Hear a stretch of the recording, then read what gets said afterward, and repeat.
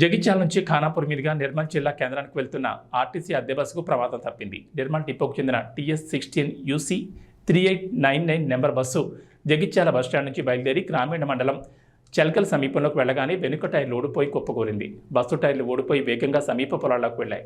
ఆ సమయంలో రహదారిపై ఎవరూ లేకపోవడంతో బస్సు కోసం వేచి ఉన్న ప్రయాణికులకు ప్రమాదం తప్పింది. బస్సులో 170 మందికి పైగా ప్రయాణికులు ఉండగా తీవ్ర భయాందోళనకు గురయ్యారు. కొందరికి స్వల్ప గాయాలయ్యాయి. ప్రయాణికులను వేర్వేరు బస్సుల్లో తమ గమ్యస్థానాలకు పంపించారు.